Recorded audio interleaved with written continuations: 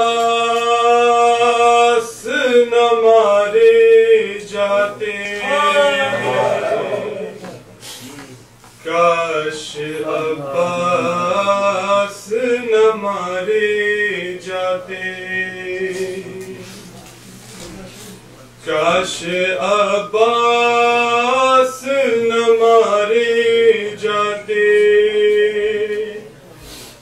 کاش عباس نہ مارے جاتے، دونوں بازو وہ شہنشاہ وفا کے تھامے، لاش عباس پہ شبیر بکا کرتے تھے،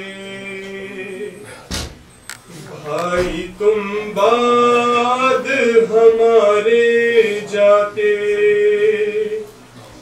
کاش عباس نہ مارے جاتے، اس طرح لگے تین اکبر کے کلیجے مسنا،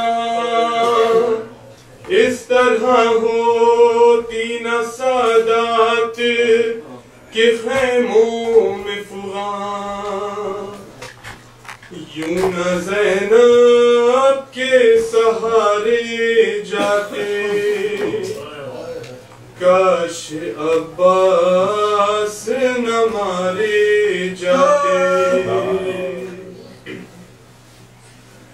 ہائے وہ اصغر معصوم وہ ننھا سا علی،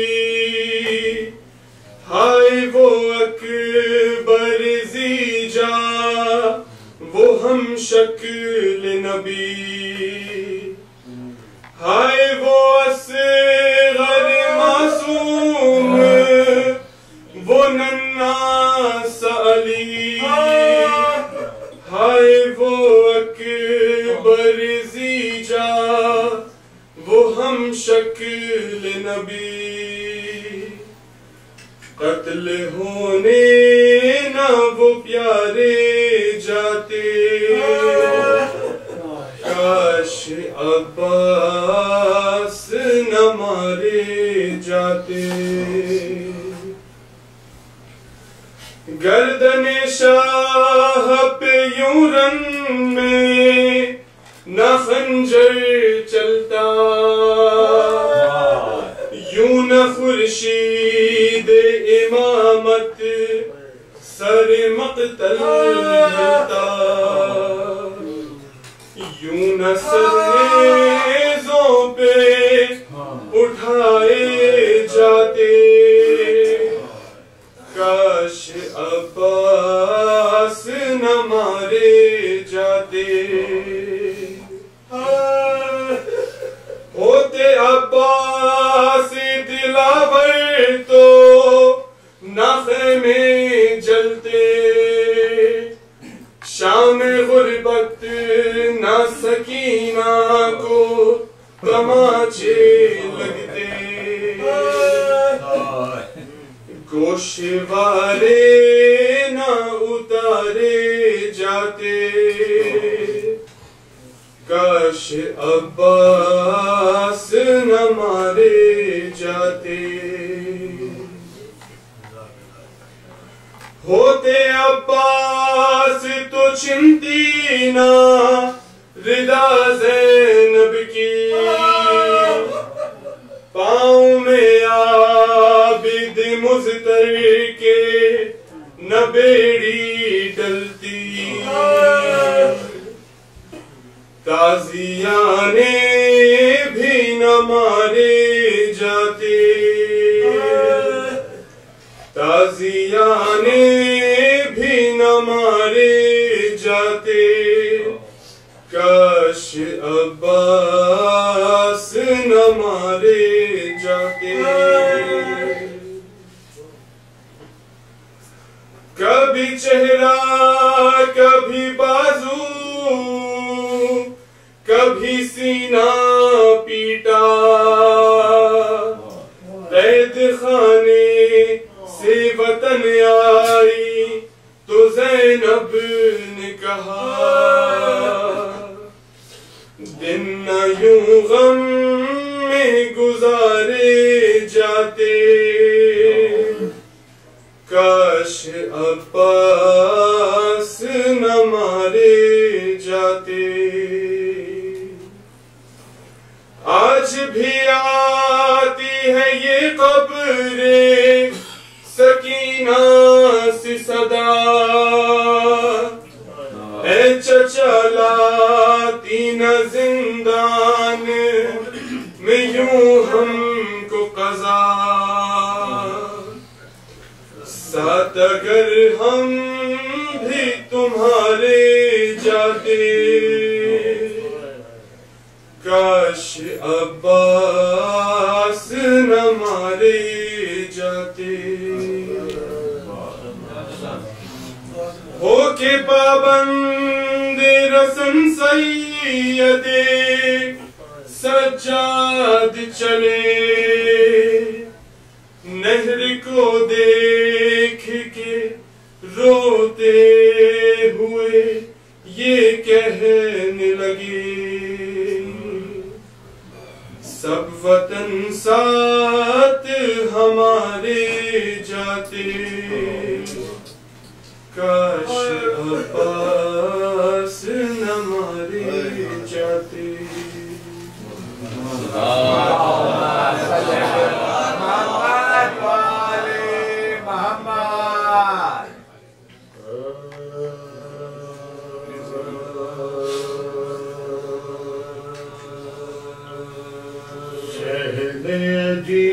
عجیب کام کیے وقت امتحان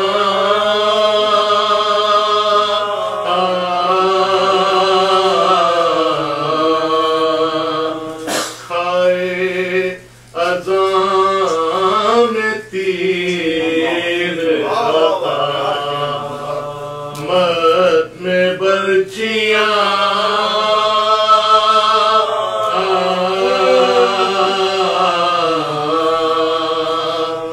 مثل امام راقیو ساجد بلا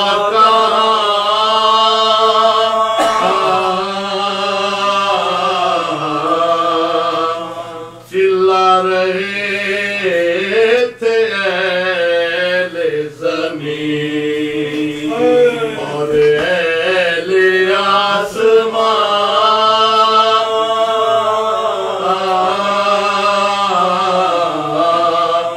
چلا رہے تھے اہل زمین اور اہل آسمان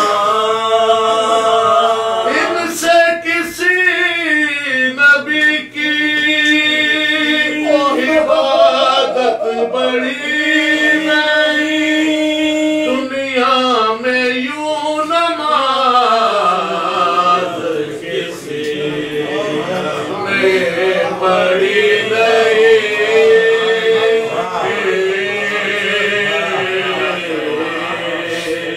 شہن عجیب کام کیے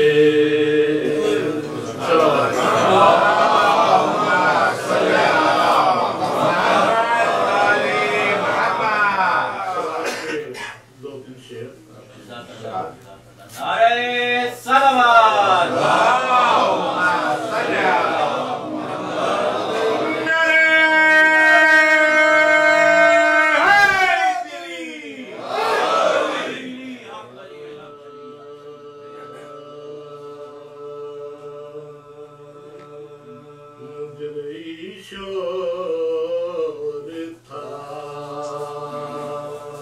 لو کفر نے دم توڑ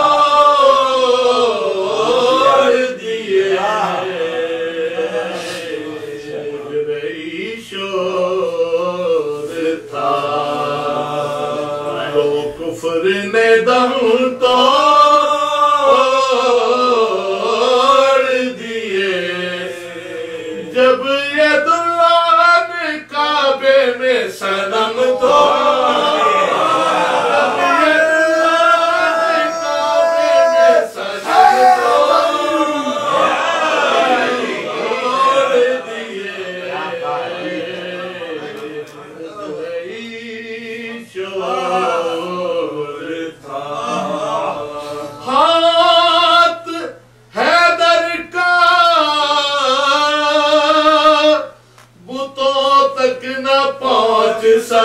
سکتا تھا دوش احمد پہ مگر رکھے قدم کو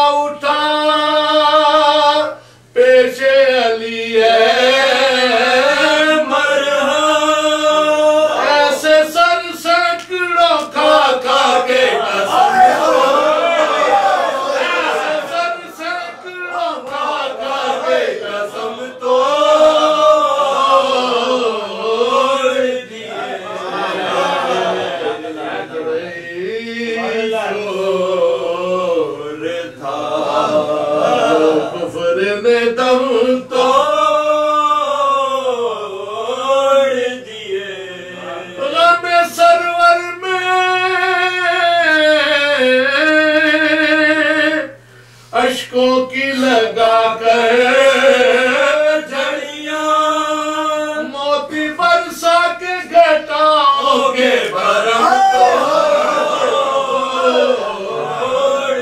موتی برسا کے گھٹاؤں کے بھرم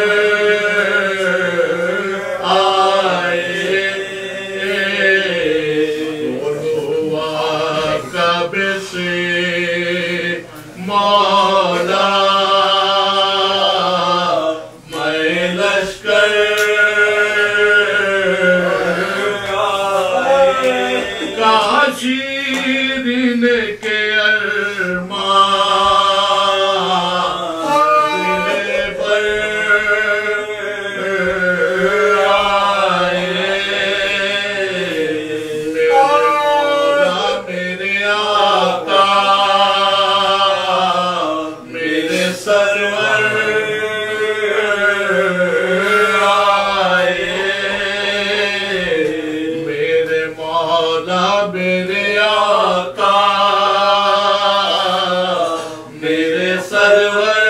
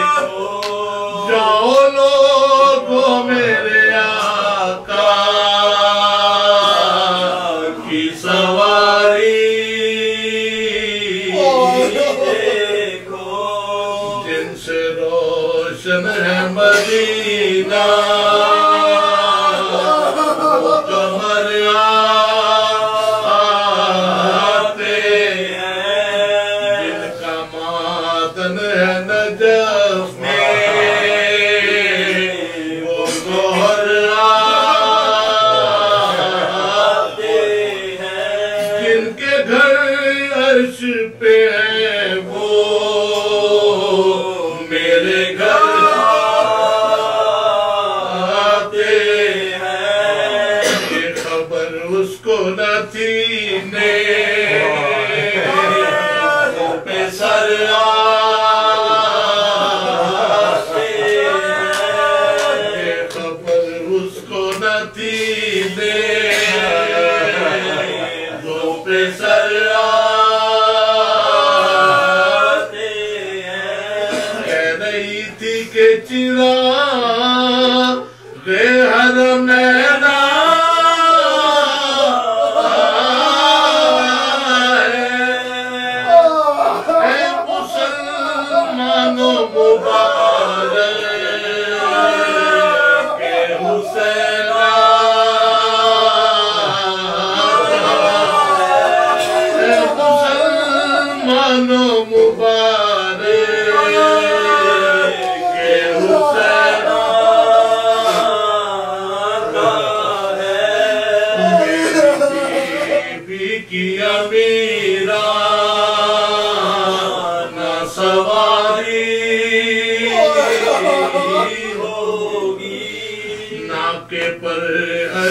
کے مانے ہماری ہوگی، مسند نور پہ کسرا کی وہ پیاری ہوگی، گہنا سب تحفہ تو پوشاک بھی بھاری ہوگی، سب تحفہ تو پوشاک بھی بھاری، بیر کے نور کیا تو میں کشادہ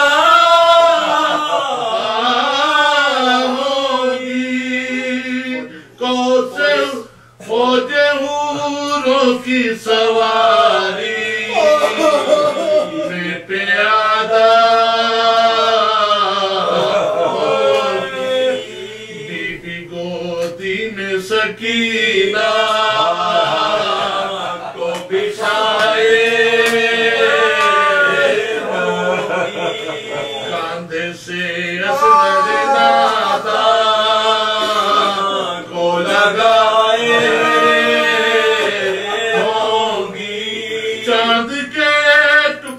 کو دامن میں چھپائے ہوں گی، دونوں پر گوشہ چادر کو اڑائے، یہ نہ معلوم تھا وارث نہیں اصغر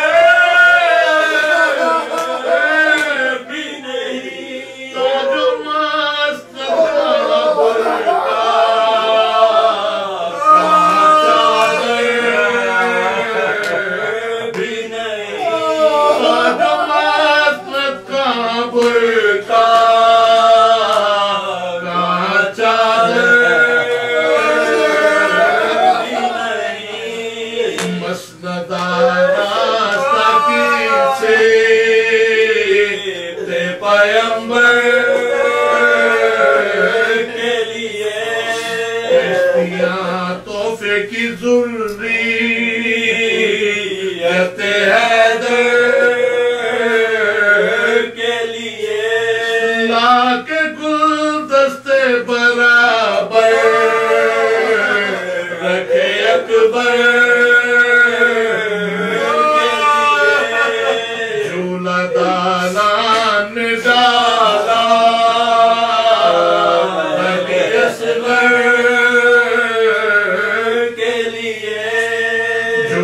دالان میں ڈالا علی اصغر کے لیے، جام شربت کے بھرے ابن حسن کی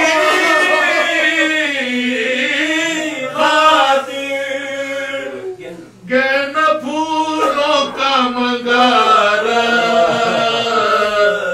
دلہن کی خاطر کہنا پھولوں کا منگارا رنگ کی خاطر پیٹتی منہ پہ کہ یہ کہتی کوئی آئی باہر خاک منہ میں تیرے کس منہ سے دیتی ہے کون زینب کسے تو دے آئی ہے تنگے سر کون زینب کسے دیکھا یہ تو ننگے وہ پکاری کے حسین نے علی کی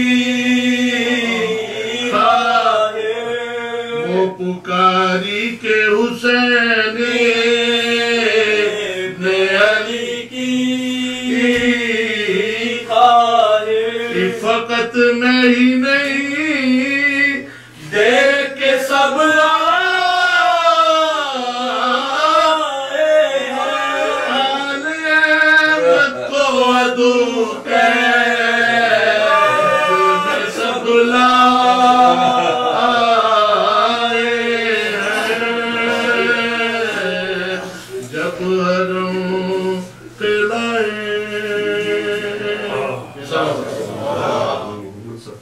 مشتاق احمد نثار احمد دیگر تمام مومنین و مومنات آپ کے مومنین و مومنات مرحوم مومنین و مومنات اس کے علاوہ شہداء ملت جعفریہ سبھی کے لیے اجتماع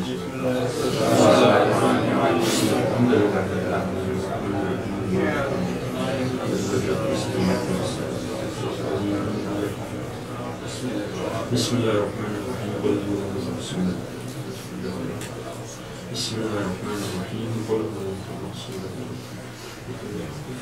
بسم اللہ الرحمن الرحیم قل هو الله احد الله الصمد لم يلد ولم يولد ولم يكن له كفوا احد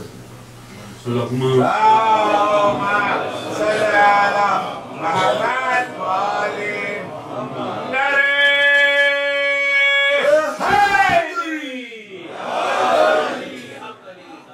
استغفر الله أعوذ بالله من الشيطان الرجيم بسم الله الرحمن الرحيم الحمد لله المعروف من غير يد وخالق من غير من سبق خلق الخلائق بقدرته واستبدل الأرباب بعزته وصعد العظماء بجود نحمده ونصلي على رسوله الكريم أيها المكي المدني الأمي الاتهام صاحب الوقار والسكينة المدفون بعز مدينة بالقاسم مصطفى محمد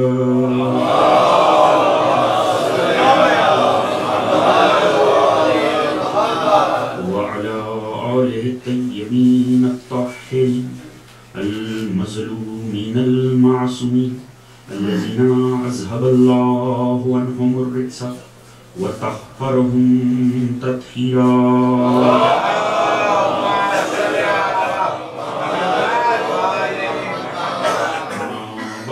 فقد قال الله تعالى سبحانه في قرآنه المجيد وفرقانه الحميد وهو الكتاب المحكم وقوله الحق بسم الله الرحمن الرحيم إني عبد الله آتاني الكتاب وجعلني نبيا صلوات محمد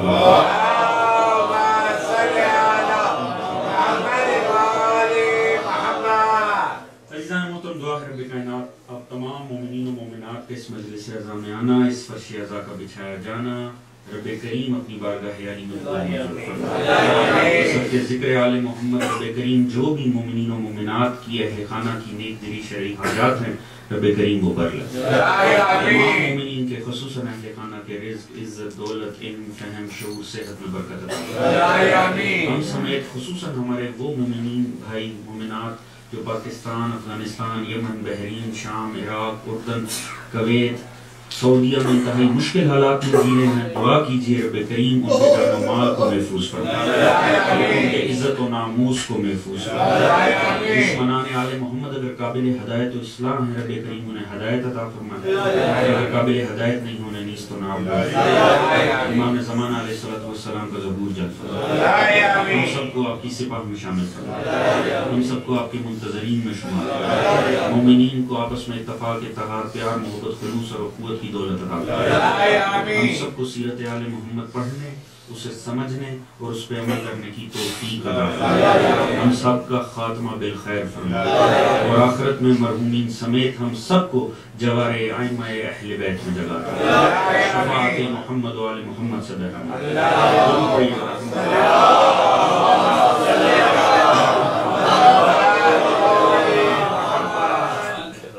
عزیزان محترم، آج کی دن کی مناسبت انگریزی کیلنڈر کے حوالے سے آپ کے مد نظر ہے کہ یہ کرسمس کا موقع ہے. یعنی ایک نبی خدا، کسی روایت کے مطابق ایک نبی خدا، ایک جلیل القدر پیغمبر، ایک اولی العزم پیغمبر جناب عیسیٰ کی آمد کا دن. اللہ رب العزت نے 1.25 لاکھ انبیاء بھیجے ہدایت انسانی کے لیے. ان میں سے 313 رسول ہوئے، 5 کو اولی العزم قرار دیا گیا. یہ تمام انبیاء کے سردار، تمام انبیاء سے افضل، ان میں جناب عیسیٰ علیہ السلام. آپ کے سامنے جو میں نے سورہ مریم کی 30ویں آیت کو تلاوت کیا ہے، مختصر سی آیت ہے. یہ وہ پہلا جملہ ہے جو جناب عیسیٰ کی زبان سے معجزہ ادا ہوا. اس کلام کی عظمت یہ ہے، اس کی سب سے پہلی عظمت یہ ہے کہ یہ کلام خدا، کیونکہ یہ قرآن کا حصہ بنا. اب کلام خدا ہے اور خدا کوٹ کر رہا ہے ایک معصوم کے جملے کو. اور تیسری خصوصیت یہ ہے کہ یہ جملہ معجزے کے تحت ادا کیا گیا. جناب مریم پہ الزام لگا، جناب مریم نے کہا یہ گواہ ہوگا. اس وقت جناب عیسیٰ گہوارے میں سے بولے اور فرمایا انی عبداللہ، میں اللہ کا بندہ ہوں. آتانی الکتاب وجعلنی نبیا، اس نے مجھے کتاب دی ہے اور اپنا نبی بنایا. توجہ ہے جان محترم، عیسیٰ معجزے سے جو پہلا لفظ آپ نے آ کر بولا ہے دنیا میں وہ یہ کہ اپنی عبدیت کا اظہار کیا. میں اللہ کا عبد بن کر آیا ہوں، میں اللہ کا بندہ ہوں. عزیزان محترم، دیکھیے یہ تصور ہمیشہ سے نہیں، بدقسمتی سے تمام مذاہب مسخ ہوتے آئے. یہ نظریہ ہو گیا کہ معاذ اللہ ثم معاذ اللہ خدا کا بیٹا بنا دیا. یقیناً غلط عقیدہ، یقیناً یہ عقیدہ زیب نہیں دیتا. عیسائیوں سے کبھی عالم اسلام کی سیرت معصومین میں کوئی جنگ نہیں ہوئی، ایک مباہلہ ضرور ہوا. اس کے اندر بھی بنیادی وجہ اختلاف جہاں بنی تھی وہ یہی تھی. انہوں نے کہا آپ یہ چھوڑیں، آپ کی تعلیمات کیا ہیں، یہ بتائیں عیسیٰ کے بارے آپ کا نظریہ کیا ہے. اللہ کی طرف سے جو نظریہ عطا ہوا ان مثل عیسیٰ عند اللہ کمثل آدم، اللہ کی نظر میں عیسیٰ کی مثال ایسی ہے جیسے آدم کی تھی. خلقہ من تراب ثم قال له کن فیکون، اسے مٹی سے بنایا، کہا ہو جا تو وہ ہو گیا. بس اس کی مثال آدم کی سی ہے. یعنی ان پہ حجت تمام کر دی کہ اگر تم یہ سمجھتے ہو کہ باپ نہ ہونے کی وجہ سے وہ خدا کا بیٹا ہے تو آدم کی تو نہ ماں ہے نہ باپ ہے. تو جب آدم خدا کا بیٹا نہ ہوا تو عیسیٰ کیسے خدا کا بیٹا؟ مگر سوچنے کی یہ بات ہے. وہ کہ میں اب اس کے اوپر گزارشات پیش کرنا چاہتا ہوں، مگر ایک جملہ پہلے ہی عرض کر دینا چاہوں گا کہ آخر اتنے 100 سال گزر گئے، یہ کیا عیسیٰ کی نفرت میں عیسیٰ کو خدا کا بیٹا کہتے یا عیسیٰ کی حب میں انہیں خدا کا بیٹا کہتے؟ حب میں کہتے ہیں، محبت میں کہتے ہیں. عیسائیوں کو جناب عیسیٰ سے دشمنی تو نہیں ہے کہ انہیں خدا کا بیٹا کہتے، یقیناً دشمنی نہیں. کیا ہے؟ محبت ہے. توجہ ہے ذرا محترم. عیسائیوں کو جناب عیسیٰ سے محبت ہے، اس کے تحت وہ انہیں خدا کا بیٹا کہتے ہیں. کیوں؟ وجہ بڑی سادی اور سمپل سی. ان کے ذہن آج تک یہ ماننے کو تیار ہی نہیں ہے کہ کوئی اتنا عظیم ہونا، توجہ ہے ذرا محترم، کوئی اتنا بلند ہونا تو پھر وہ اپنے جیسا ہوتا. وہ آج تک یہ ماننے کو تیار نہیں ہے کوئی اتنا عظیم ہو کہ یوں مریضوں کو شفا دے دے، لوگوں کے مسائل کو حل کر دے. اتنا بلند ہو تو پھر وہ اپنے جیسا ہونا چاہیے. یقیناً وہ غلط ہیں، مگر مسلمان تم بھی کہاں ٹھیک ٹھہرے. اگر انہوں نے خدا کا بیٹا بنا دیا، تم نے اپنے نبی کو اپنے جیسا بنا دیا.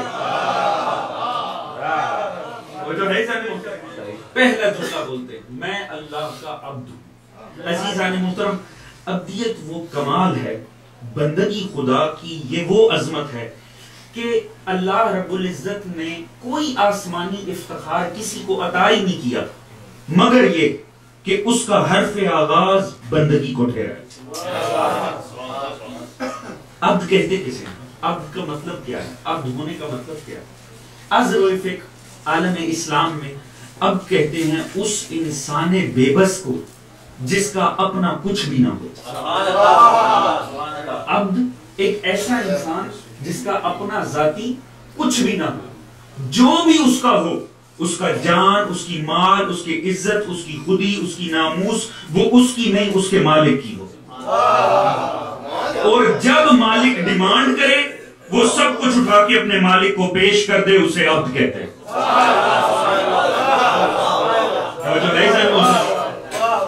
یہ ہے عبدیت، یعنی ایسا انسان جس کا اپنا کچھ نہیں، جو اس کا ہے وہ اصلاً اس کے مالک کا ہے، اور جب مالک ڈیمانڈ کرے وہ سبھی کچھ اٹھا کر دے بھی دے. اتنی باعظمت چیز ہے. آپ دیکھیے عیسیٰ دنیا میں آتے ہیں، آپ نے سب سے پہلے اپنی بندگی کا اظہار کیا، بعد میں نبوت اور کتاب کا اظہار کیا. عبدیت کو فوقیت عطا کی. عبدیت وہ محرک ہے جو سب سے پہلے ہے. جناب ابراہیم کے لیے ہمیں ملتا. جناب ابراہیم انبیاء میں کامل ترین پیغمبر اور رسول کا نام ہے. بعد سرکار ختمی مرتبہ تمام انبیاء سے افضل ہیں جناب ابراہیم. کیوں؟ کیونکہ اللہ نے کوئی آسمانی افتخار ایسا تھا ہی نہیں جو جناب ابراہیم کو عطا نہ کیا. رسول کافی پہلی جلد چھٹے امام جناب ابراہیم کے لیے فرماتے ہیں ان اللہ اتخذ ابراہیم عبدا قبل ان یتخذہ نبیا. اللہ نے ابراہیم کو اپنا عبد بنایا اس سے پہلے کہ نبی بنا. وَإِنَّ اللَّهَ اتَّخَذَ إِبْرَاهِيمَ نَبِيًّا قَبْلَ أَن يَتَّخِذَهُ رَسُولًا. اور اس نے ابراہیم کو اپنا نبی بنایا اس سے پہلے کہ رسول بنا. وَإِنَّ اللَّهَ اتَّخَذَ إِبْرَاهِيمَ رَسُولًا قَبْلَ أَن يَتَّخِذَهُ خَلِيلًا. اور پہلے اپنا رسول بنایا اس سے پہلے کہ خلیل بنا تھا. دیکھیے مرتبے بڑھتے چلے جا رہے ہیں، حرف آغاز بندگی ہے. توجہ ہے سر. وَإِنَّ اللَّهَ اتَّخَذَ إِبْرَاهِيمَ خَلِيلًا قَبْلَ أَن يَجْعَلَهُ إِمَامًا. اور پہلے اپنا خلیل بنایا اس سے پہلے کہ امام بنا تھا. یعنی یوں ہی اٹھا کر نہیں بنا دیا، بندگی عطا کی، نبوت دی، رسالت دی، خلت دی، اس کے بعد امام بنایا. یعنی معصوم نے بتا دیا امام ہونے کے لیے کیسے اوصاف ہونا لازمی ہے. کتنا عظیم ہو تو امام ہوتا ہے. جو ہے سر اور دیکھیے مرتبے بڑھتے چلے گئے. حرف آغاز بندگی، حرف آغاز بندگی ہے. مگر کم از کم اس سے یہ بھی پتا لگ گیا امامت وہ منصب ہے جس کے لیے اتنا سربلند ہونا چاہیے، اتنا عظیم ہونا چاہیے. لازمی نہیں کہ نبی ہو، مگر ایسا ہو کہ نبی ہو بھی سکے. لازمی نہیں ہے کہ رسول ہو، مگر یہ نہیں ہے کہ رسول اس سے آگے بڑھ جائیں. توجہ ہے ذہن محترم. اور آخر مولا نے آخری جملہ اس حدیث کا کمال ہی فرما دیا. فرمایا سنو لا یکون الصفی امام متقی. یاد رکھنا کبھی جاہل اور بے وقوف متقیوں کا امام نہیں ہو سکتا. پتہ چلا ہو ضرور سکتا ہے، متقیوں کا امام نہیں ہو سکتا. مرتبے بڑھتے چلے گا. حرف آغاز بندگی. آپ دیکھیے خود آپ کے پیغمبر دو چیزیں معجزے اللہ نے نبی کو نبی کی حیات میں عطا کیے. وہ دونوں معجزے ایسے ہیں. بعد پیغمبر کیا ہے؟ قرآن اور اہل بیت. حیات پیغمبر میں کیا دیے؟ قرآن اور معراج. ایسے ہی ہے جی. ان دو سے استدلال کیا مشرکوں کے خلاف, کفار کے خلاف. ایک کیا؟ قرآن, ایک معراج. یہ کسے عطا ہوئے؟ کیا نبی کو عطا ہوئے؟ نزل الفرقان علی عبدہ. خدا کہتا ہے میں نے اپنا قرآن اپنے عبد پر نازل کیا. کوئی افتخار میں نے عرض کیا نازل ہی نہیں ہوا خدا کی طرف سے مگر یہ کہ عبدیت کے لیے, مگر یہ کہ بندے کے لیے. معراج کسے ہوئی؟ کیا اللہ نبی کو لے کر گیا؟ سبحان الذی اسری بنبیہ برسولہ ہی نہیں, بے عبدہ ہی. خدا کہتا ہے میں لے کر گیا اپنے نبی کو نہیں, اپنے بندے کو لے کر گیا. اور آپ خود کلمہ پڑھتے ہیں, اشہد ان محمدن عبدہ و رسولہ. عبدیت کی گواہی پہلے دیتے ہیں, رسالت کی گواہی بعد میں دیتے ہیں.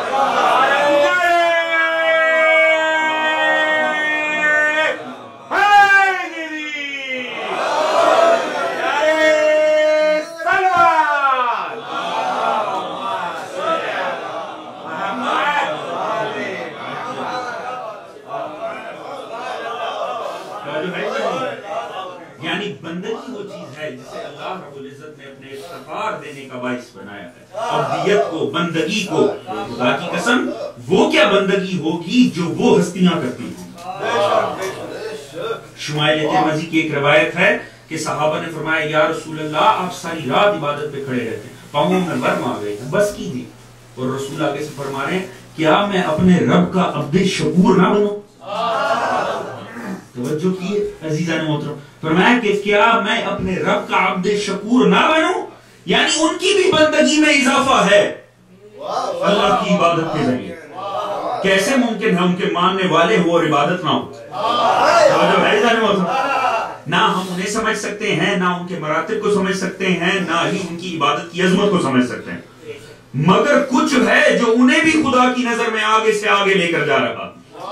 نہ ہم انہیں جانتے ہیں, نہ ان مرتبوں کو جانتے ہیں, نہ ان درجوں کو جانتے ہیں, مگر بندگی وہ کمال ہے جو انہیں بھی خدا کی نظر میں آگے لے کر جا رہی ہے. خدا جانے وہ کون سے مرتبے ہیں, خدا جانے وہ کون سا ماحول ہے, ہم تو تصور ہی نہیں کرتے. سوچئے وہ کون سی منزل آخر ہوگی بندگی کی جب ایک انگوٹھی رسول سی ولایت دلا دیتی ہو, جب ایک ضرب ثقلین کی عبادت سے بڑھ جاتی ہو.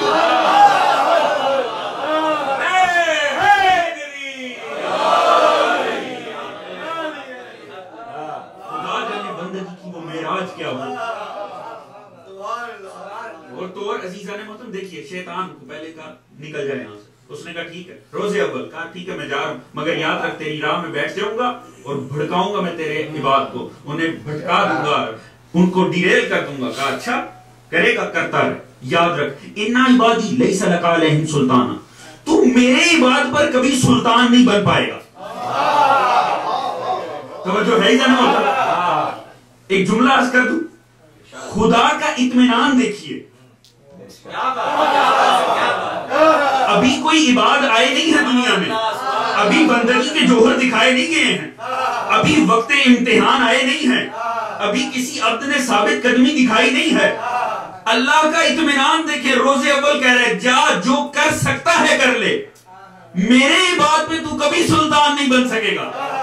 ایک جملہ عرض کر دوں, جو ہستیاں خدا کے لیے بھی باعث اطمینان بن جائیں انہیں محمد و آل محمد کہتے ہیں.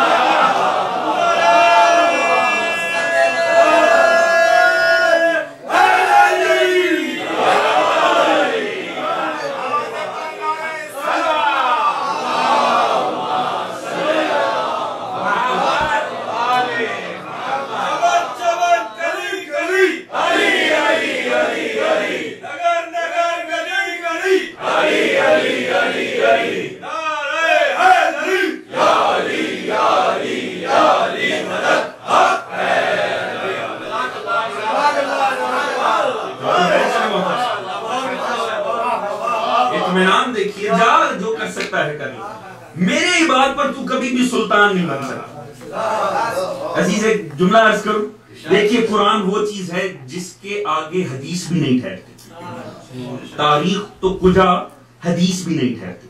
ایسے ہی ہے، معصوم نے فرمایا ہمارا کوئی فرمان ملے، رسول نے فرمایا حدیث رسول ہے، کوئی حدیث ملے قرآن سے ملاؤ، قرآن سے ٹیلی کرو، اگر مل جائے رکھ لو، نہیں تو دیوار پہ دے مارو کہ کسی جھوٹے نے ہم سے جھوٹ کو منسوخ کیا۔ اور جو ہے کیونکہ ممکن ہی نہیں ہے کہ ان زبان طہارت سے کچھ آداب ہو مگر یہ کہ وہ خدا کی مرضی کے خلاف ہو، مگر یہ کہ وہ قرآن سے تضاد رکھتا ہو، ایسا ممکن ہی نہیں ہے۔ تو حدیث بھی نہیں قرآن کے آگے ٹھہرتی، تاریخ کی تو پھر حیثیت ہی کیا؟ اللہ نے روزے اول کا جا جو کر سکتا ہے کر لے، میرے عبادت پہ تو کبھی سلطان نہیں بن سکتا۔ اللہ نے روزے اول کے بحث ہی ختم کر دی، علی نے بیعت کی تھی کہ نہیں کی تھی، حسن نے بیعت کی تھی کہ نہیں کی تھی، روزے اول ہی کہہ دیا کوئی شیطان ان پر سلطان نہیں بن سکتا۔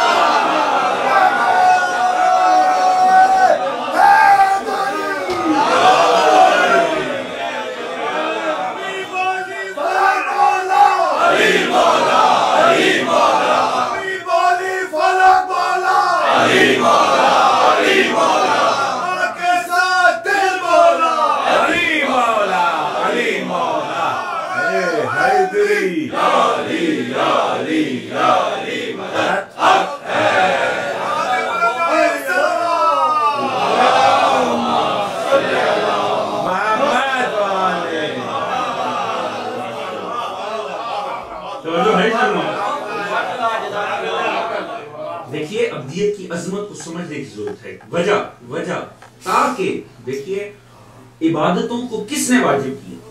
جس نے ہمیں ڈیزائن کیا اسی نے عبادتوں کو ڈیزائن کیا۔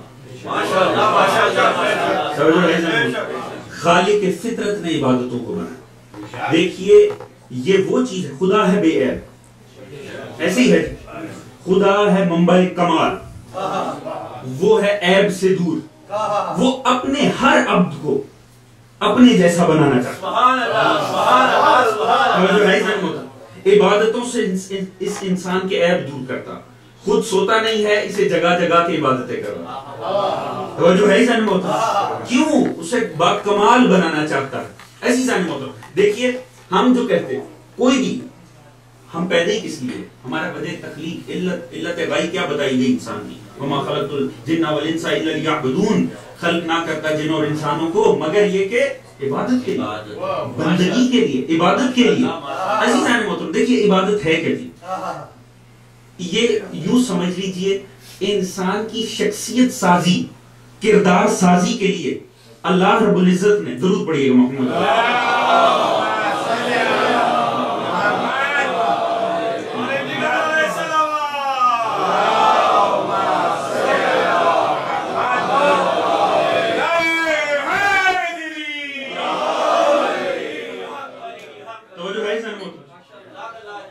عبادتیں کس نے واجب کی؟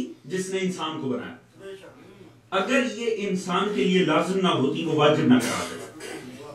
توجہ ہے جان، دوبارہ سے اس کا تھوڑا سا ایک ماحول بنا۔ دیکھیے آپ یہاں پر، یہاں کے لوگوں کے لیے ان چیزوں کو سمجھنا آسان ہے۔ آپ کوئی بھی فرنیچر لے کر آتے ہیں، اس کو آپ کو اسیمبل کرنا پڑتا ہے، ایسی ہے، ساتھ میں آپ کو ایک پرچہ مل جاتا ہے، ایک چھوٹی سی بک مل جاتی ہے۔ اب کرو کیا؟ ایک ایک سٹیپ اس میں لکھا ہو، یہاں سے شروع ہو جاؤ، ٹھیک ہے جی؟ مجھے پتا ہے کہ میں نے بھی بہت کے ساتھ بڑی بک شیلفز تیار کی۔ عزیزان محترم ہوتا کیا؟ آپ شروع کریں، ہوگا کیا؟ عبادت کیا؟ شخصیت سازی کرتی، کردار سازی کرتی۔ آپ بنانا شروع کرتے ہیں، تھوڑا تھوڑا آگے تشریف لے ہیں، باہر مومنین موجود ہیں، وہ اندر آنا چاہتے ہیں،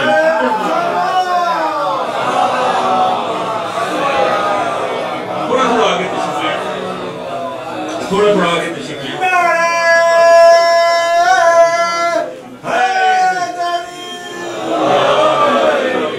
آگے آگے تشریف لے۔ عزیزان محترم ہوتا کیا؟ توجہ ہے عزیزان محترم، درود پڑھیے گا محمد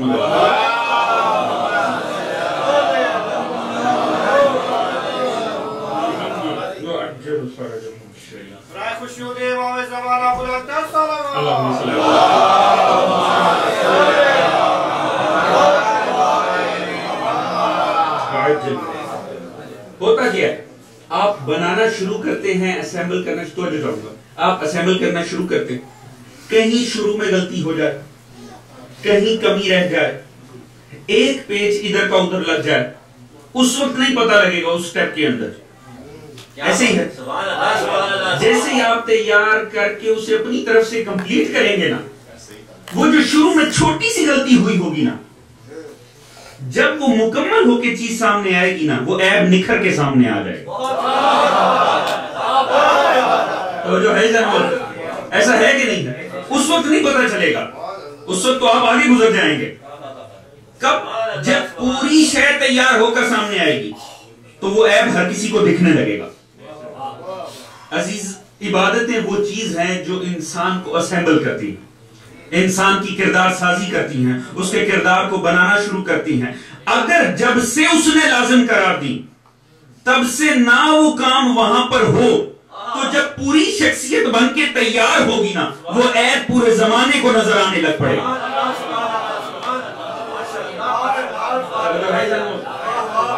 عبادتیں کرتی کیا ہیں؟ عیب کو انسان سے دور کرتی ہیں. آپ کہتے ہیں کوئی بھی عبادت کرنے لگے, واجب ہو نفل ہو کوئی بات, آپ کہتے ہیں قربتاً اللہ, یا اللہ یہ کام کرنے جا رہا ہوں, یہ عبادت انجام دینے جا رہا ہوں تیرے سے قریب ہونے کے لیے.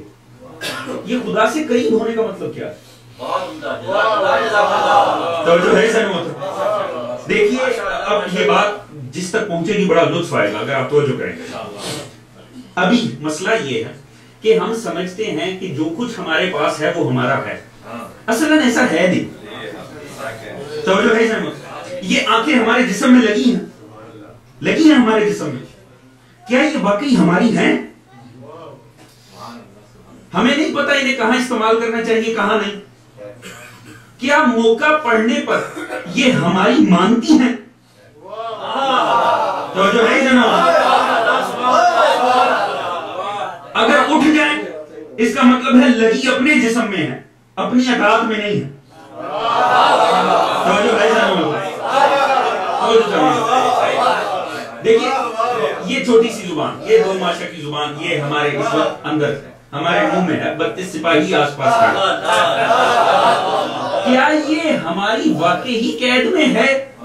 کیا یہ ہماری اطاعت کرتی ہے؟ اگر کرتی ہے تو کہنے کے بعد افسوس کی ہوتا.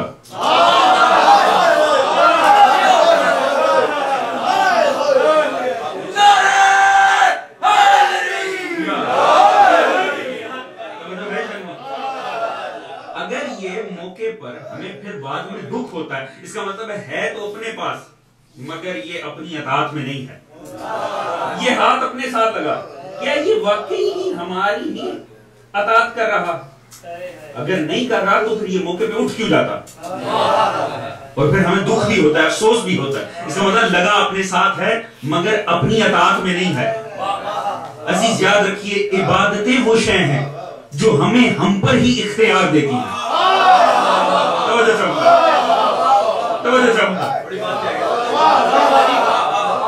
عبادت اس قوت کا نام ہے, اس طاقت کا نام ہے کہ جو ہمیں ہم پر اختیار دیتی. مولانا نے فرمایا تھا من عرف نفسہ فقد عرف ربہ, رب کو پہچانا ہے خود کو پہچان لو. خدا کی قسم انسان اگر اپنے آپ کو پہچان جائے نا, سارا دین سمجھ میں آ جاتا. عبادتیں وہ شے ہے, بندگی وہ شے ہے جو انسان کو انسان پہ ہی اختیار دیتی ہے. یعنی یہ آنکھیں لگی اپنے ساتھ ہیں, موقع پر نہیں مانتی, بندگی بڑھتی چلی جائے, عبادت بڑھتی چلی جائے, مگر اصل معرفت خدا کے ساتھ تو ہوتا کیا ہے, یہ اپنی اطاعت میں آتی چلی جاتی ہے, مرضی پہ جھکتی چلی جاتی ہے. یہ زبان جو اپنے ساتھ ہے, نہیں مانتی, بول پڑتی ہے, بندگی بڑھتی چلی جائے. آپ عبادت کر کے تو دیکھیں, خدا سے قربت اختیار تو کریں, ہوگا کیا؟ یہ جو اپنی ہے نا یہ پھر اپنی ہوتی چلی جائے گی. عزیز, بندگی بڑھتی چلی جائے, خود پہ اختیار ملتا چلا جاتا ہے. کسے؟ انسان کو. سوچئے بندگی کا وہ کون سا عالم ہوگا, عبد خدا ہونے کا وہ لیول کون سا ہوگا جب آنکھیں لگی تو انسان میں ہو کہلائے عین اللہ.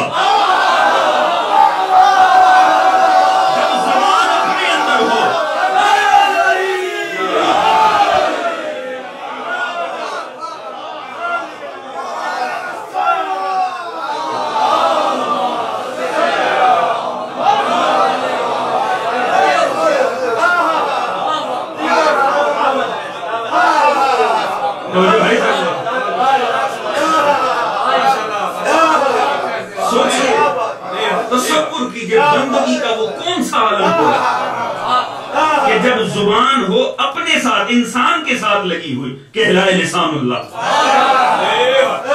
ہاتھ ایک بندے خدا کے ساتھ لگا ہو کہلائے ید اللہ۔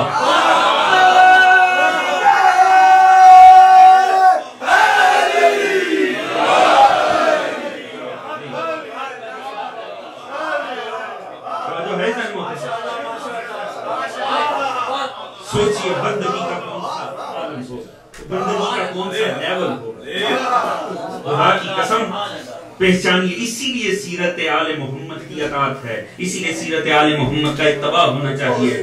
یہ بندگی سکھاتے ہیں، پتہ چلتا ہے عبد خدا بننا کیسے۔ تو کیا ہم کہتے ہیں قربتاً اللہ، کس قسم کی قربت؟ یہ قربت کا مطلب کیا ہے؟ یہ جو ہم عبادت کے اوپر کھڑے ہوتے ہیں اور ہمیشہ چاہے واجبی ہو چاہے نفلیوں کے تک قربتاً اللہ، یا اللہ تیرے سے قریب ہونے کے لیے۔ خدا سے کن معنوں میں قریب ہونے کے لیے؟ کیا اس سے مراد قربت مکانی ہے؟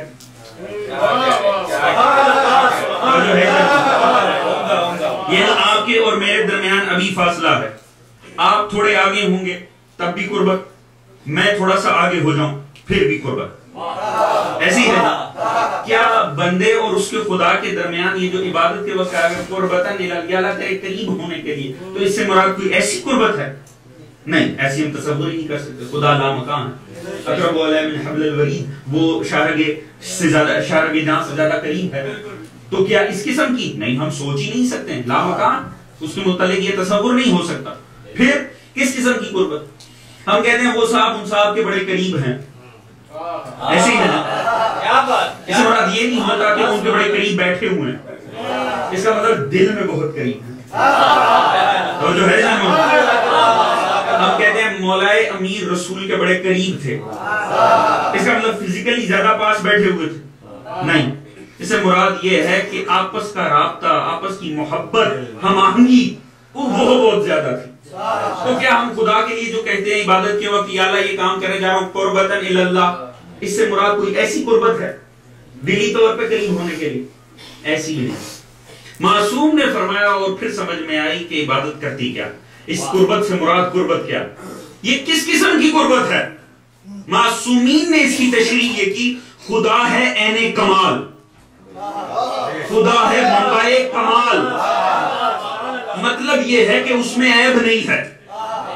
انسان جب کھڑا ہوتا ہے عالم عبادت میں تو کہتا ہے یا اللہ یہ کام کرنے جا رہا ہوں قربتاً اللہ، تیرے سے قریب ہونے کے لیے، یعنی اس عبادت کے ذریعے خود کے عیب کو دور کر رہا ہوں تاکہ تیرے قریب ہو جاؤں۔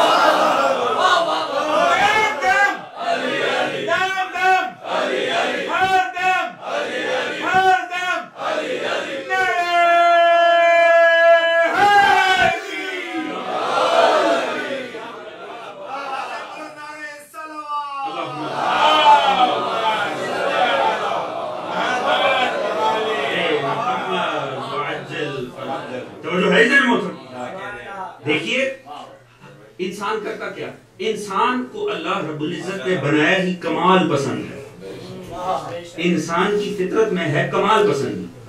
انسان کرتا ہے خود کو خود ہی عیب دار کرتا چلا جاتا ہے۔ کیا بات، ماشاءاللہ ماشاءاللہ۔ یعنی اسے ایک لطیف انداز میں سن لیجیے، شہید مرتضی مطہری رحمت اللہ علیہ، انہوں نے بڑے لطیف انداز میں اس چیز کو کہا۔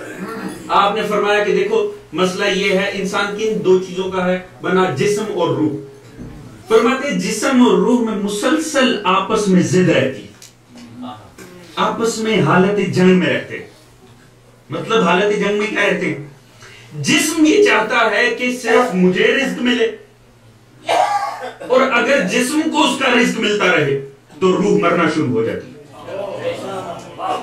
اور روح کا مسئلہ یہ ہے کہ اگر اسے رزق ملے تو یہ اتنی بلند ہو جاتی ہے، یہ اتنی بڑھ جاتی ہے کہ پھر یہ اس جسم میں رہ نہیں پاتی، یعنی وہ جسم اس کے لیے چھوٹا پڑ جاتا ہے، وہ جسم اس کے لیے تنگ ہو جاتا ہے جب روح عظمت حاصل کرتی۔ تو اب مسئلہ یہ ہے کہ کسی ایک کو بھی رزق ملے گا تو لازمی ہے کہ دوسرے کو مسئلہ ہوگا، لہٰذا ایک مسلسل ضد آپس میں رہتی ہے۔ اگر آپ جسم کو کھلاتے چلے جائیں قبر میں کیڑوں کی تو موج ہو جائے گی. اس دن تو بڑی دعوت ہوگی, جس دن بڑا جسم آئے گا. ایسے ہی اس دن کرسمس منائیں گے. عزیز دیکھیے, جسم کو طاقت ملے, روح کمزور ہوتی چلی جاتی, روح مرنے لگتی, مگر روح کو اگر اس کا رزق ملتا رہے, تو جو ہے محترم, روح کو اس کا رزق, روح کے ہر رزق کا نام عبادت ہے. ہر وہ شے جو روح کو نواز دے, ہر وہ شے جو روح کو رزق مہیا کرے, اسی کو عبادت کہتے ہیں. چند مخصوص فارمیٹ میں کیے گئے کام نہیں, ہر وہ کام جو روح کو تقویت دے وہ عبادت ہے.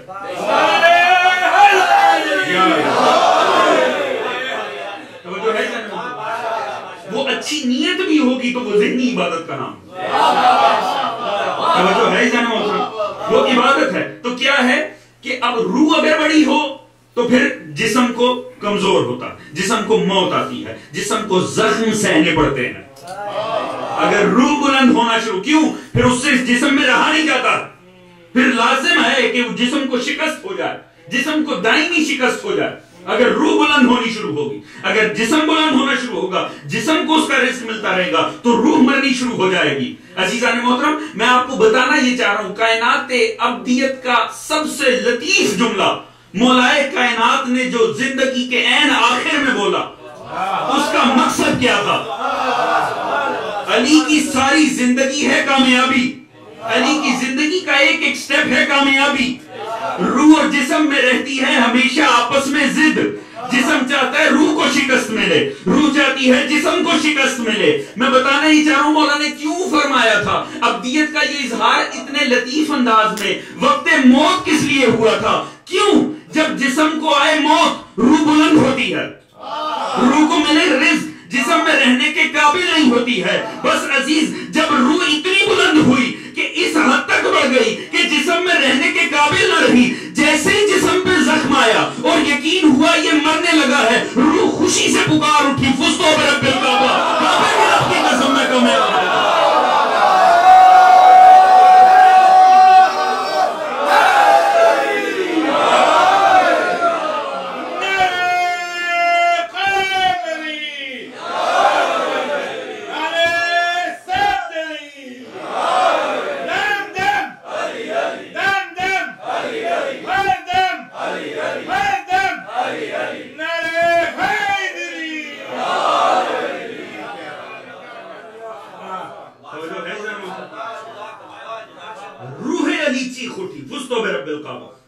رب کی قسم میں کامیاب ہو گئی, روح کو دائمی کامیابی مل گئی. توجہ ہے سن محترم, روح ہمیشہ کے لیے کامیاب ہو گئی. دیکھیے یہ کبھی نہیں سمجھ میں آیا, اور سمجھ میں آئے بھی کہ مولائے کائنات وہ ہیں جن کی آمد پہ تمام مومنین جہاں کی کامیابی کا اعلان ہوا. مولائے کائنات وہ ہیں کہ جن کی زندگی کا ایک ایک سٹیپ, ایک ایک قدم, ایک ایک واقعہ, ایک ایک جنگ, ایک ایک مباہلہ, سبھی کچھ تو کامیابی ہے, ہر جگہ کامیابی ہے, مگر یقین موت پہ کامیابی کا اعلان. توجہ ہے ذرا محترم, یقین موت پہ کامیابی کا اعلان. کیا وجہ؟ ایک واقعہ بہت ہی ہٹ کے پڑا بالکل اس تعلق میں, مگر اس واقعے سے سمجھ میں آئی کہ مولائے کائنات کیا کہنا چاہتے ہیں. توجہ ہے ذرا محترم, دیکھیے کلام امام الکلام ہوتا, امام کے کلام کی بڑی جہتیں ہیں. ہم یہ نہیں کہہ سکتے جو یہ کہہ رہے ہیں یہی مقصد تھا, طالب علمانہ سی گستاخی کی نہیں جا سکتی. خدا جانے علی کے کیا کیا مقصد تھے, ایک مقصد بتایا جا سکتا ہے. توجہ ہے ذرا محترم, جناب موسیٰ کلیم اللہ خدا سے طور پہ کلام کر رہے تھے, بات ہو رہی تھی, کہنے لگے یا اللہ تیری نظر میں جوان کسے کہتے ہیں؟ یا اللہ تیری نظر میں جوان. پچھلی گفتگو ذہن میں رکھیے گا کہ اپنے سے عیب دور کرنا, قربتاً اللہ, سب کچھ ذہن میں رکھیے. کہ یا اللہ تیری نظر میں جوان کسے کہتے ہیں؟ کہا موسیٰ میری نظر میں جوان اسے نہیں کہتے ہیں کہ جو بہت طاقتور ہو, جو جسمانی طور پر بڑی ہیبت اور طاقت رکھتا ہو, جسمانی طور پر بڑا مضبوط ہو, میری نظر میں اسے تو کہتے ہی نہیں ہے جوان. یا اللہ پھر تیری نظر میں جوان کسے کہتے ہیں؟ کہا موسیٰ میری نظر میں جوان اسے کہتے ہیں جسے جیسا گناہوں سے پاک, گناہوں اور عیب کی کثافتوں علائشوں سے پاک, جیسا میں نے اسے پاک دنیا میں بھیجا, اگر وہ ویسا ہی گناہوں سے محفوظ پاک میرے پاس آ جائے نا، میری نظر میں اسے جوان کہتے ہیں. اب سمجھ میں آیا مولا نے کیوں وقت موت کا کعبے کے رب کی قسم میں کامیاب ہو گیا، کیوں یقین موت ہو گیا. علی کے اس جملے نے بتایا دنیا والوں دیکھ لو، جیسے گناہوں سے پاک اللہ نے مجھے بھیجا تھا، آج ویسے ہی بے عیب میں اس کے پاس جا رہا ہوں. کعبے کے رب کی قسم علی کامیاب ہو گیا.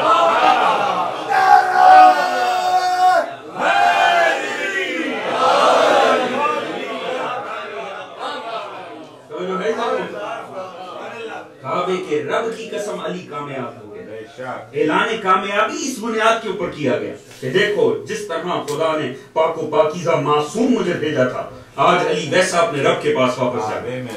عزیز، عبادت اور عبدیت کو سمجھا ہی نہیں جا سکتا اگر مولا کائنات کے کلام کو ایک طرف کر دیا جائے، مولا علی کے فرامین کو ایک طرف کر دیا جائے. علی ضرورت دین کا نام ہے. توجہ ہے جن محترم، جب دین تمام نہ ہو، جب تک علی کی ولایت کا اعلان نہ ہو، تو ایمان کیسے کامل ہو جائے جب تک تعلیمات علی پہ عمل نہ ہو. توجہ ہے جن محترم. عبدیت و عبادت پہ تاریخی حوالے سے دنیا نے دو اعتراض کیے. یہ نوجوان ذہنوں کے لیے، کیونکہ ماشاءاللہ بہت نوجوان ادھر بچے بھی بیٹھے، آپ کے لیے بہت بہترین یہ بات رہے گی، آپ اس پہ غور کیجیے گا. مستشرقین دہر گولڈس طبقے ہیں جو کسی خدا کے قائل نہیں، مانتے نہیں کہ کوئی خدا ہے. ان کے نزدیک انسان جو عبادت کر رہا ہے اس کے دو محرکات ہیں، دو وجوہات. وہ کہتے ہیں صاحب زمانہ قدیم میں ہوتا کیا تھا، سائنس نے ترقی نہیں کی، ہوا کیا کہ یہ جو مختلف قسم کی آفات آتی تھیں آسمانی، سورج گرہن، چاند گرہن، سیلاب آنا، سائنس نے ترقی نہیں کی تھی، دنیا کو پتہ ہی نہیں تھا کہ ان کی علت کیا ہے، وجہ کیا ہے، ریزن کیا ہے. تو لوگ ڈر کے مارے نا کہ شاید سورج دیوتا ہم سے ناراض ہو گیا، چاند دیوتا ہم سے ناراض ہو گیا، وہ ڈر کے مارے ان کی عبادت شروع کر دیتے تھے. لہذا وہاں سے عبادت کا انسان میں آغاز ہوئی. یعنی وجہ کیا بنی عبادت کے آغاز کی؟ انسان کا حس خوف. توجہ ہے ذرا محترم. کس نے اعتراض کیا؟ گولڈس طبقے نے، جو خدا کے قائل ہی نہیں. انہوں نے یہ اعتراض کی یہ جو عبادتیں ہیں ہر یہ مذہب میں یہ لوگ جو خدا کو مانتے ہیں یہ عبادت کیوں کرتے ہیں؟ انہوں نے اس کی ریزن بتائی کیونکہ ان کے نزدیک انسان مادے سے بنا، وہ تو کسی خدا کا قائل ہی نہیں. لہٰذا انہوں نے کہا کہ یہ اس کا حرف آغاز تھا. دریا اپنے حدود کو چھوڑتے تھے، سیلاب کی وجہ نہیں پتا تھی، ڈر کے مارے دلہنیں سجا سجا کے پانی میں پھینکتے تھے، شاید پانی کا دیوتا ہم سے راضی ہو جائے. سورج گرہن ہوتا تھا، ڈر جاتے تھے شاید اس نے ہم سب کی روشنی کو سلب کر لیا، ہم سے چھین لیا، ناراض ہو گیا سورج دیوتا کو. لہٰذا انسانی بلیاں چڑھاتے تھے، انسانوں کو ذبح کرتے تھے اپنے اس جھوٹے دیوتا کو راضی کرنے. خیر وہ تو جھوٹے دیوتا کو راضی کرنے کے لیے ذبح کرتے تھے. جاہل آج بھی موجود ہیں. توجہ ہے جان محترم، گردنیں کاٹ رہے ہیں کہ خدا راضی ہو جائے. توجہ ہے جان محترم، گردنیں کاٹ رہے ہیں کہ خدا راضی ہو جائے. وہ تو جھوٹے خدا ہوتے ہیں جو راضی ہو گردنیں کٹنے سے. حق کا خدا لوگوں کی گردنیں کٹی ہوئی نہیں جھکی ہوئی دیکھنا چاہتا ہے.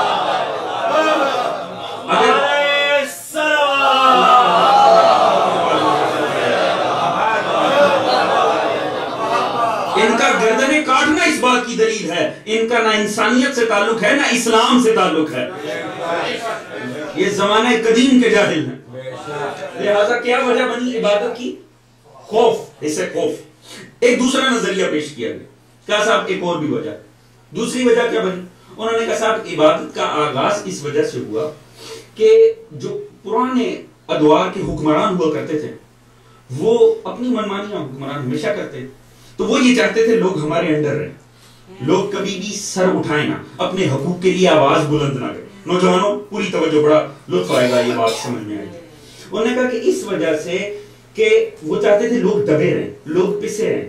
لہٰذا انہوں نے کیا کیا؟ انہوں نے یہ معاذ اللہ جھوٹے خدا کا ایک شوشہ چھوڑ دی کہ جی ایک نا خدا ہے، اندیکھا خدا ہے، تم ایسا کرو یہاں اپنے حقوق کے لیے آواز بلند نہ کرو، تم اس کی عبادت کرو، تم اسے پوجو، ہوگا یہ کہ آخرت میں تمہیں ایک حسین جنت ملے گی، پھر اس میں جیسے چاہنا ویسے رہ لینا، جو دنیا میں تمہیں لطف نہیں مل سکا وہ تمہیں وہاں مل جائے گا.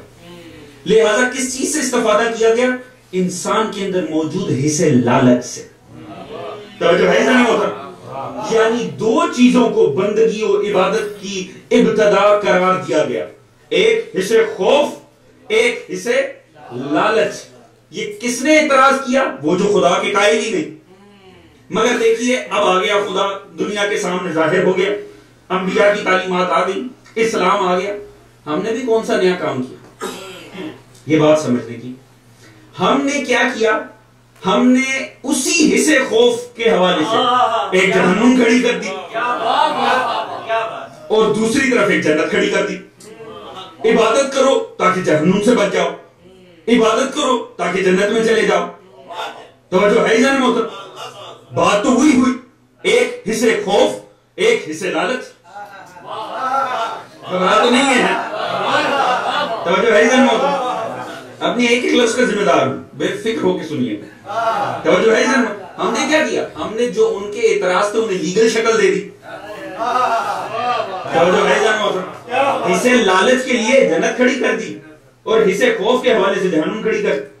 آپ کوئی ابلاغی وہ دیکھ لیجئے, دو ہی چیزیں شامل ہوتی ہیں. اتنی بڑی بڑی ہمارے ملک میں ابلاغی تحریکیں, لال پیلی نیلی سبز.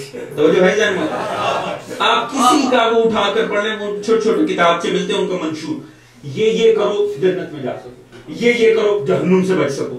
بات تو ہوئی ہے, حصے خوف, حصے لالچ, جنت جہنم. توجہ ہے جان محترم؟ اب اگر دیکھا جائے تو جنت اور جہنم ہے کیا؟ جنت بھی خدا کی مخلوق کا نام ہے, جہنم بھی خدا کی مخلوق کا نام ہے. اگر کوئی شخص جنت کے لالچ میں عبادت کر رہا, اس کا مطلب ہے مخلوق کے لالچ میں خالق کو مان رہا ہے. گھبرا تو نہیں گئے؟ اگر کوئی شخص جہنم کے خوف سے عبادت کر رہا, اس کا مطلب ہے مخلوق کے خوف سے خالق کو مان رہا. عزیز, کیا اس سے زیادہ فکر کی پستی ہو سکتی ہے کہ مخلوق کے لالچ میں خالق کو مانا جائے, مخلوق کے خوف سے خالق کو مانا جائے؟ دیکھا جائے کہ ہے ہی کیا. دیکھیے بزرگ عالم کا جملہ ہے, امانت سمجھ کے آپ کے حوالے کر. ہمارے پاکستان میں گزرے علامہ اظہر سنزیدی صاحب,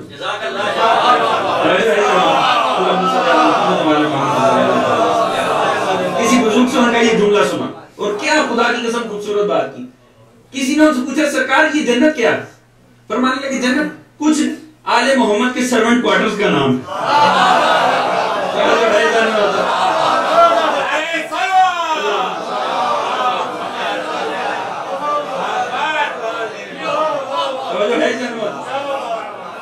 یعنی مخلوق کے لالچ میں خالق کو مان. کیا یہ بھی کوئی بات؟ اور یہ حسین والوں سے زیادہ اس فلسفے کو کوئی نہیں سمجھ سکتا. شب عاشور مولا کہہ رہے ہیں چلے جاؤ میں تمہاری جنت کا ضامن. توجہ ہے جنت محترم؟ چلے جاؤ میں تمہاری جنت کا ضامن ہوں. کون جنت دے رہا؟ جنت کا مالک گارنٹی دے رہا. چلے جاؤ میں تمہاری جنت کا ضامن ہوں. عزیز کمال نہیں ہو گیا؟ لازمی تو نہیں ہے اگلے دن ہر کسی کو موت آ جائے. ہو سکتا ہے کوئی 10 سال جیے, کوئی 20 سال جیے, کوئی 30 سال جیے. تو کیا وہ 30 سال وہ کوئی عمل نہیں کرے گا؟ حسین کہہ رہے چلے جاؤ میں تمہاری جنت کا ضامن ہوں. ایمان سے بتائیے اس کے بعد وہ جو بھی کرے کیا خالق جہنم بھیج سکتا ہے؟ کسی کی ضرورت ہے یہ کہہ دے کہ جنہیں حسین نے جنت کی گارنٹی دی وہ کچھ کرتے جہنم میں چلے جاتے؟ جنت کا مالک کہہ رہا جاؤ میں تمہاری جنت کا ضامن ہوں. دیے جلائے جاتے ہیں, تلواریں گردنوں پہ ہیں. توجہ ہے جان محترم؟ حسین والوں نے بتایا یاد رکھو حسینی کی سوچ ہمیشہ جنت سے سوا ہوتی ہے.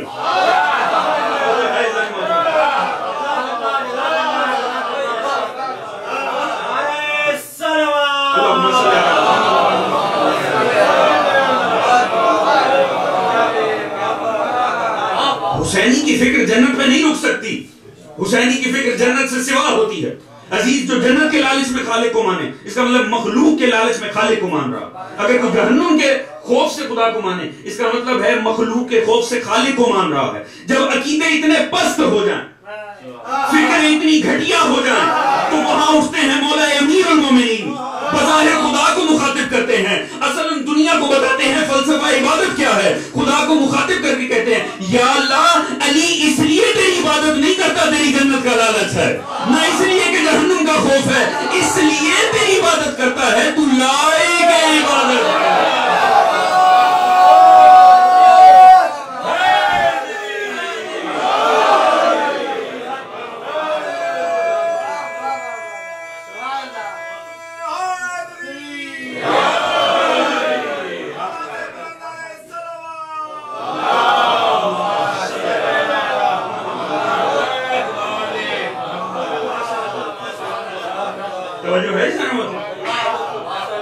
بظاہر خدا سے مخاطب ہیں، اصلاً ہدایت انسان ہو رہی ہے. عبادت کرو مگر اسے پہچان کے. اول دین معرفت ہو، دین کی ابتدا، دین کی پہلی سیڑھی، مولا کا پہلا خطبہ نہج البلاغہ کا معرفت توحید ہے. معرفت کے ساتھ کرو، اسے پہچان کے کرو، کسی لالچ اور خوف میں خالق کو نہ مانو. وہ عبادت انسان پہ اثر انداز ہوتی ہے جو بے لوث ہو. اللہ نے فرمایا جو جنت کے لالچ میں کر رہے ہیں یہ تاجروں والی عبادت ہے، جو جہنم کے خوف سے کر رہے ہیں غلاموں والی عبادت ہے. اللہ نے فرمایا آزاد انسانوں والی عبادت ہے. آزاد انسانوں کی طرح اپنے خالق کو مانو، آزاد انسانوں کی طرح اسے مانو. یہی وجہ ہے عزیزان محترم، اس طرح سے توحید کو پیش کیا ہے، اس انداز سے عبدیت کو پیش کیا ہے کہ یہ شرائط توحید ہیں. ہستیاں شرائط توحید بھی ہیں، شرائط عبادت بھی ہیں. توجہ ہے عزیزان محترم، یعنی نہ ہوں تو نہ لا الہ الا اللہ قبول ہے اور نہ ہی کوئی ایک بھی عبادت قبول ہے. امالی شیخ توسی چھٹے امام سے سوال ہوا، درود پڑھیے گا محمد.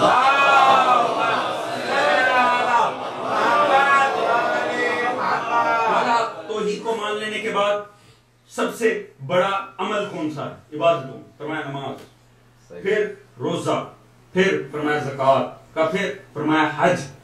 سوالی جانے لگا، فرمایا سن وفاتحۃ ذالک کلہ معرفتنا وخاتمۃ معرفتنا. یاد رکھ یہ تمام اعمال کی ابتدا بھی ہماری معرفت سے ہے، انتہا بھی ہماری معرفت. یعنی اگر ہم عقیدے میں نہیں ہیں تو ان میں سے کوئی ایک عبادت بھی قابل قبول نہیں. شرائط عبادت ہیں محمد والے، اور شرائط عبادت شرائط توحید بھی ہیں محمد والے. عزیز جملہ لا الہ الا اللہ، لا الہ الا اللہ کے اندر محمد وآل محمد موجود ہے. اشہد ان محمد رسول اللہ کہنے سے کلمے میں نہیں آتے، اشہد ان علی ولی اللہ کہنے سے نہیں. جس لمحے کا لا الہ الا اللہ اگر ان پر ایمان نہیں ہے تو اتنا جملہ بھی قبول نہیں ہے. توجہ ہے ذرا. آپ سوچیں یہ کیا بات ہوئی جس میں ہر کسی کی نفی کی، ایک خدا کی بات ہوئی، اسی میں سارے آ گئے. تو دیکھیے لا الہ الا اللہ میں تو ہر جھوٹا خدا تو آپ نے خود شامل کیا. توجہ ہے ذرا. اور پہلے سچے کو ماننے سے پہلے سارے جھوٹوں کا تو آپ نے خود ذکر کیا. لا الہ کوئی الہ نہیں ہے، سارے جھوٹے الہ تو آ گئے. توجہ ہے ذرا. گھبرا تو نہیں ہے، سارے جھوٹے تو آ گئے. پھر کیا فرمایا الا اللہ، سوائے اللہ کے. یہ جو لفظ سوائے ہے، یہ جو لفظ اللہ ہے، ہر جھوٹے خدا کو دور کر کے سچے خدا کو، یعنی یہ لفظ الہ سے مراد محمد والے محمد ہی ہیں. ہر جھوٹے کو سچے سے الگ کرنے والے ہیں ہی کون؟ کنہوں نے بتایا کہ تمام جھوٹے ہیں، یہ ایک سچا ہے محمد والے محمد. تو کلمہ لا الہ الا اللہ میں لفظ الہ سے مراد کون ہوا؟ محمد والے محمد. چلیے اب اس پہ دلیل لے لیجیے کلام معصوم سے، شرائط توحید میں سے. اور آپ ایسی حدیث ہے جو آپ کے سینوں کے اوپر لکھی، حدیث سلسلہ تو سونے کی کڑیوں سے بنی ہوئی حدیث. ایسے ہی ہے جی، 8ویں امام کی روایت ہے.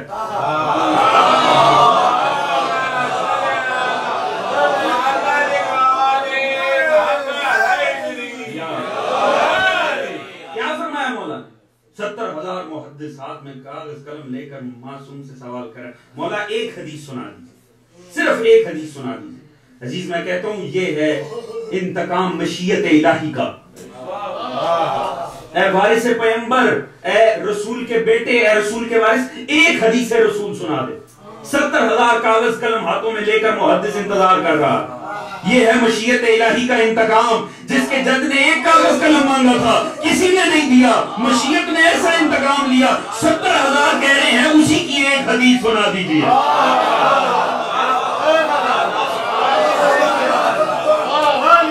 اور یہاں پتا چلے گا کہ اگر اس محمد کو، عزیزان محمد توجہ ہے، 8ویں محمد بتائیں گے کہ اگر اس محمد کو کاغذ قلم مل جاتا تو وہ کیا لکھتے. توجہ ہے عزیزان محمد. کہا گیا مولا ایک حدیث کیا فرمایا؟ کلمہ لا الہ الا اللہ. یہ کیا ہے کلمہ لا الہ الا اللہ؟ میرا مضبوط کلام. ومن دخلہ آمن عذاب. ہوگا کیا؟ جو اس میں آئے گا وہ میرے عذاب سے محفوظ ہو جائے گا. لا الہ الا اللہ کہو عذاب سے محفوظ ہو جاؤ. یعنی لا الہ الا اللہ کہا تو بچت ہو گئی. معصوم تو چل پڑے آگے کہہ کے. اگر یہی معصوم یہاں تک ہی فرماتے تو مسئلہ خراب ہو جاتا. اشہدو ان محمد رسول اللہ والوں کا بھی, اشہدو ان علی ولی اللہ والوں کا بھی. معصوم نے رک کے فرمایا نہیں, پھر بھی بشروطہا, یہ لا الہ الا اللہ کی بھی کچھ شرائط ہیں. یعنی یہ بھی یوں نہیں کہا جا سکتا وانا من شروطہا, اور میں اس کی شرائط میں سے ہوں. یعنی اگر محمد و آل محمد کلمے میں نہیں, اگر لا الہ الا اللہ کے اندر نہیں ہے تو یاد رکھو لا الہ الا اللہ بھی قبول نہیں.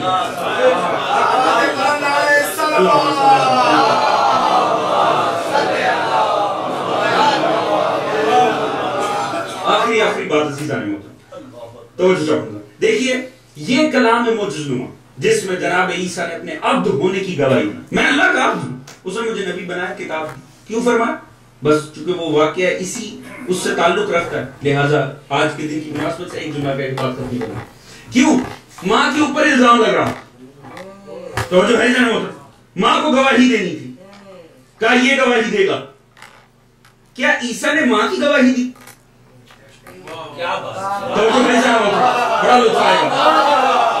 عیسیٰ نے اپنی ماں کا نام بھی نہیں لیا, یہ کہا ہی نہیں جو تم ان کے حق میں کہہ رہے ہو غلط ہے.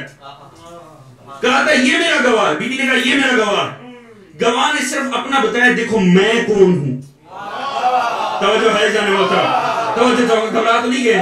انی عبداللہ آتانی الکتاب وجل, میں ہوں. یعنی بس یہ بتا دیا کہ گواہ کو دیکھو.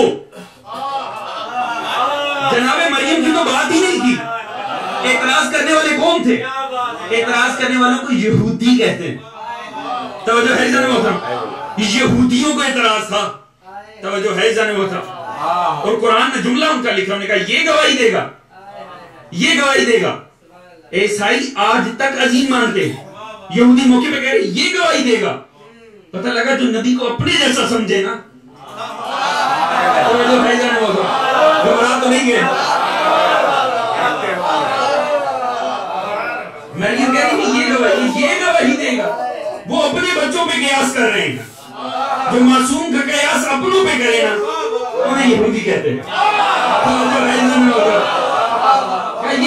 عیسیٰ نے یہ نہیں کہا میری ماں سچی ہے, کہا دیکھو میں کون ہوں. عزیزان محترم کس نے جھٹلا؟ پھر وہ یہودی بھی آگے انہوں نے کوئی بات نہیں کی, کم از کم قرآن میں نہیں لکھا انہوں نے. پھر آگے کچھ کہا, جب دیکھا یہ گواہی دے رہا خاموش ہو گئے. وہ پھر بھی یہودی. توجہ ہے جانا محترم, وہ پھر بھی یہودی. تو جو فخر مریم کے فخر عیسیٰ گواہ کو جھٹلا دے, اللہ جانے یہودیوں سے بھی کتنے بدتر ہو گئے.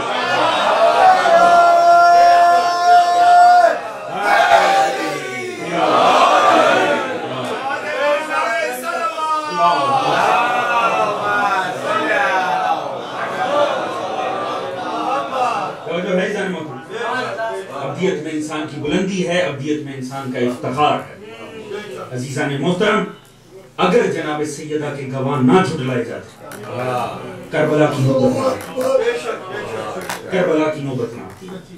اگر در زہرا کو ناپاک قدم نہ عبور کرتے, کسی صورت کسی بدبخت کی ضرورت نہ ہوتی خیام حسینی میں داخل ہونے.